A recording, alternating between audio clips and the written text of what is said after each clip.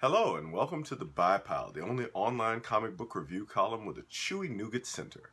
I'm award-winning writer and journalist Hannibal Tabu, and you can find anything you'd like to know about me at this URL. These are reviews for the week of June 10th, 2020, Spirit Help Us as the World Burns.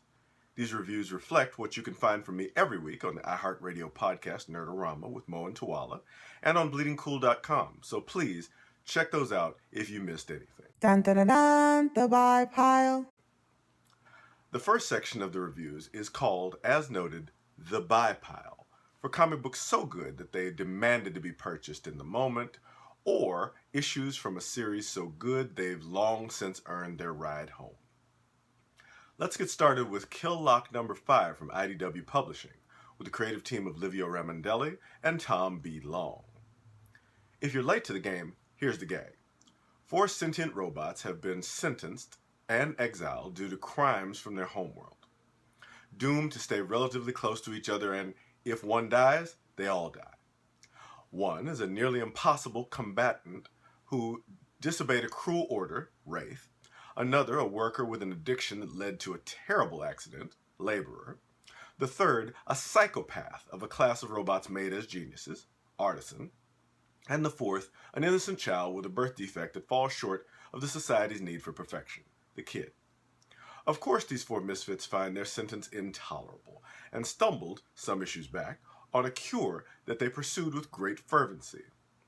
That led them into inevitably a trap, because anything that's too good to be true is almost always something Admiral Akbar would find problematic. At the other end of their struggle is another quartet of kill-locked robots who have a plan. What almost none of them know is there's yet another plan in process, and it's the nastiest one of all. Livio Ramondelli does everything right on this book. All he doesn't do is letters, which come from Tom B. Long. To be honest, the evil Artisan speaks using a lettering font that's a little hard to read, but can be parsed with very close attention. The black letter style font used to show the Wraith speech is a little easier to make out. In any case, there's a fight scene between, well, if you've ever read Uber, imagine a battleship-class fighter against 2 cruisers. This is like that. The fighting is a little hard to make out as well. It's very important to stop and notice that neither of these considerations are even remotely bad enough to slow down how doggone good this book is. The wonderful, evil twist ending is a masterstroke. The fact that literally every page and every indignation has led to exactly that moment, it's poetic and brilliant, really. This is high-grade science fiction with deep emotional undercurrents. With 1 issue left, it's a nail-biter to see what crazy thing will happen next. That rating is buy. Next up is Black Cat number 11 from Marvel Comics with the creative team of Jed MacKay, C.F. Villa, Brian Reber, and Farron Delgado. For a number of issues, the titular burglar, legally named Felicia Hardy, has been putting together a mass device, a huge machine needed for her biggest heist ever, the uncrackable vault of the New York Thieves Guild. There's only 1 piece left, and the only place in the world anyone could find that impossibly rare piece is if they made it under the nose of Iron Man. Set in continuity before Arno Stark took over the franchise, so don't look for any angry artificial intelligences here. Tony Stark is a wonderfully clueless genius as ever, falling for a pretty thin ruse and a perfectly crafted gambit called the Despinian Ambassador. With the help of her supporting cast, a surprisingly smart muscle man called Bruno, a bombastic mad genius called Dr. Corpse, and her mentor, the Black Fox, they basically act out an episode of Leverage while making fools of Tony Stark, his head of security, Bethany Cabe, and pretty much every big brain under the Stark roof. This wonderfully executed Rube Goldberg machine of a plan is very entertaining to watch unfold, and writer Jed MacKay has a very keen sense of the perfect balance between sly humor, spectacle, look for the supervillain guest star who keeps going on about Cleveland, and wonderful exhibits of characterization. There's so much that can be said about this masterful script, working diligently on the problem at hand while advancing a much larger narrative at the same time. It's quite a tightrope walk, but MacKay makes it look easy. Toss in the stylish, slick, and kinetic visuals from C.F. Villa, Brian Reber, and Ferran Delgado, and you've got a superbly entertaining, craftily clever chunk of culture on your hands. Even at cover price, this much value in one comic book, it's a steal. Rating, buy. Honorable mention. Next up is a section called Honorable Mentions. This category is for books that were good, just maybe not good enough to get your actual money out of your actual pocket, or account, or brassiere, or what have you. The first book here has actually been out a bit. Bass Reeves #1 from Allegiance Arts and Entertainment, with the creative team of Kevin Grievous, David Williams, Kelsey Shannon, and Eric Weathers. You may have seen this one at Walmarts around the country, if you get down that way. With a great sense of style and a laser-like determination, this book does a great job establishing the legend of the West's most successful lawman. Bass Reeves has a bigger-than-life legend said to be, quote, 9 feet tall, coal-black, and rides a horse that's ghost-white, and he carries these guns, black guns, that look more like cannons with triggers, with more rumors of lifting full-size cattle from mud on his shoulders and being heralded by whistling winds. The reality, with an arrest record almost unlike any other, is bracketed by a real man with real issues. A husband and father, Reeves owns land and farms when he's not tracking bounties. His wife wishes he was home more, and his starry-eyed son is enamored of the glamour of Gunsmoke. Reeves struggles to balance his skill in bringing down bad men with his faith and being there for his wife, and wrestles with the necessity of what he does, with his son's idolization of the lifestyle. Writer Kevin Grievous does a great job showcasing both myth and man, looking like everything you wanted from Boba Fett but never got. Admittedly, there are some mild political concerns with the idea Reeves is tasked with policing Indian country, but he's barely shown with the First Nations, mostly shooting at garden variety outlaws while showing off his linguistic skills in the pursuit of justice.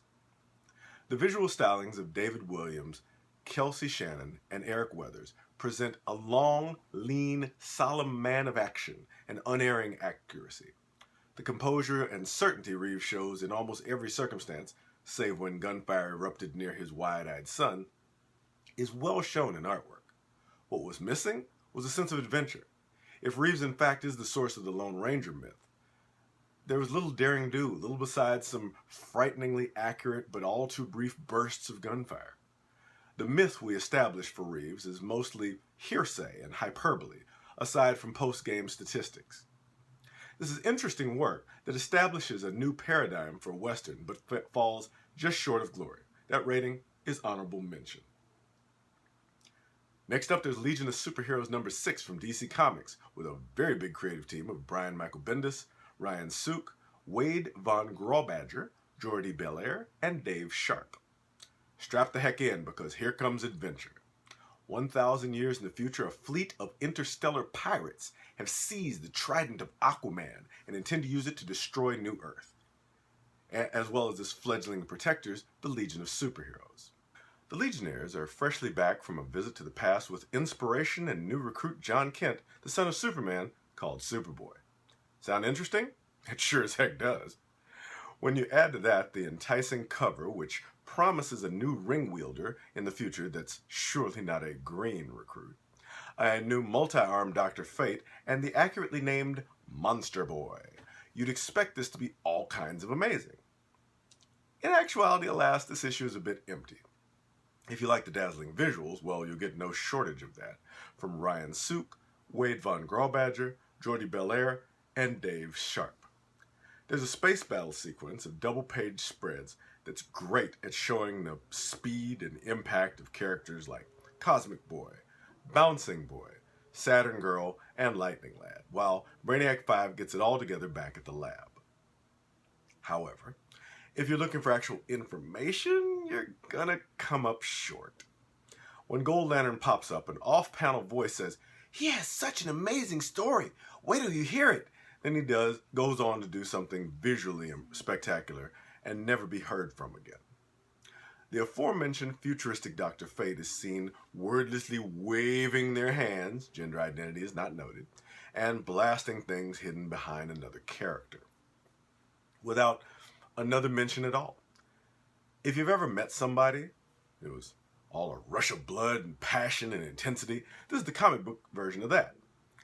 If you're like most people, you probably don't remember the name of that person, whoever it was, that made you feel that way, because they weren't very heavy on details. And this is the comic book version of that. If that's your thing, hey, but this isn't meaty enough to nourish as a story, and far too cursory to give Legion fans anything but sheer spectacle. That rating would be honorable mention. Meh. The third section of the reviews is called the meh pile. These are books that, well, they ain't bad, but you couldn't go all the way to calling them good either. Either the good elements run neck and neck with the bad ones, or the issue as a whole left pretty much nothing of an impression. Here we find Flash number 755 from DC Comics with the creative team of Joshua Williamson, Rafa Sandoval, Jordi Tarragona, Arif Prianto, Steve Wands. Barry Allen the Flash is forced to team up with two of his most dangerous villains, the cop-turned-murderer Godspeed, and his longtime nemesis, the Reverse Flash, to battle Paradox, whose family died as a result of a Flash battle, and that led Paradox to seek universe-shattering power for vengeance. There are two surprises in this Joshua Williamson script. At one point, a character who almost literally always does the same thing does something different, yet does so in a way wholly consistent with his character and goals, and that's a neat trick to pull, even if it's done in a somewhat unclear fashion. Can that character affect behavior? Oh well, doesn't really matter. Then there's a single-page splash with a surprise so matter-of-fact you'd think that Adrian Veidt came up with it. That's mean-spirited and brilliant. Alas, the actual main conflict with the God-powered Paradox was a paper tiger, Sturm and Drang, that in effect snapped reality back to its original shape with very little effect and no real arc of development for the title character. Likewise, and this is an ongoing issue with this character, most of his work here relies on three bits. Reacting like, what? Posing and saying something cliche and heroic, or finally, fairly inconclusive fisticuffs. You should be able to sing along with this song of hope and pugilism, as it's not playing any new chords. For what it's worth, the art team of Rafa Sandoval, Jordi Tarragona, Arif Prianto, and Steve Wands do a yeoman's work with this script in capturing the rush and the sense of movement inherent in the characters herein. The coloring is great, ditto the lettering, all very high in quality. Alas, the story at the core of it has some leaps in logic and a whole lot of blah blah blah that's less than compelling. In the end analysis, that's a wash, so the rating? Meh. No, just no. The last section of our reviews is called No, Just No. These are books that are abjectly terrible and should not be purchased under any circumstance. This week, we find Nightwing number 71 receiving this dubious honor. Nightwing number 71 is from DC Comics with a creative team of Dan Jurgens, Ronan Cliquette, Nick Filardi, and AndWorld Design. That's the name of the letter, is AndWorld Design. For some time now, the erstwhile Ward the Bat has been living a different life. His memories of his time with Bruce Wayne were erased by a sniper's bullet, and he's been living in Bloodhaven as Rick Grayson, cabbie by day and reluctant hero at night. His muscle memory from being a hero slash spy slash adventurer driving him towards screams and sirens as many flying things are drawn to light. This has been, in a word, stupid. His on-again, off-again relationship with Barbara Gordon is off the table, replaced by a plucky African-American bartender, archaically called B. Rick has been drawn in to fight alongside four cops who found an old stash house and became Nightwings, bootleg versions of the hero we've known, down to borrowing the old Titans-era disco collar. Oh, and plus, his grandfather is an immortal assassin for the Court of Owls, who tried and failed to install a false life history on the top of Rick's memories like an off-brand operating system. All of this is as dumb as it sounds. Now, Rick has to deal with the Joker coming to town and knowing all of the business, my boy, I've always known. Threatening to crowbar B, although his At his best, the Joker should not be a match for even a sleepwalking Grayson in terms of melee combat, let alone protecting a single non-combatant in a wide-open bar. Whatever. Sure, the Joker can outmaneuver Rick Grayson, who apparently is much stupider. Run that play. This plays out through a classic distraction play from, just gotta check these notes here, a behemoth called Tusk, who looks like the love child of the Rhino and Blockbuster, but uglier. Sure, let's just go with that. There's a completely meaningless fight scene that looks like it takes less than 5 minutes in story time, including travel time, leading to the most Merry Melodies influenced ending. Ugh.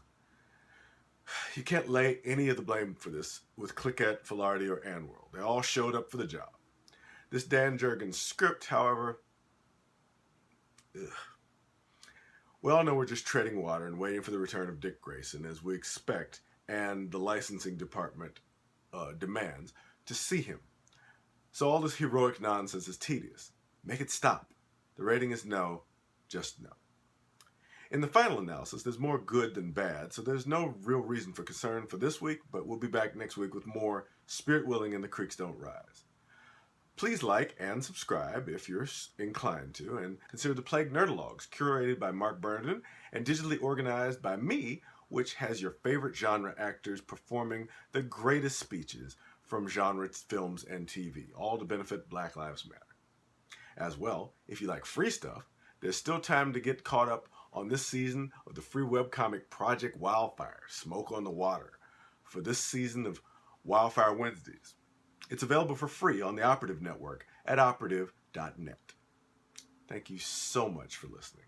I'm Hannibal Tabu, and you've just checked out the BuyPile.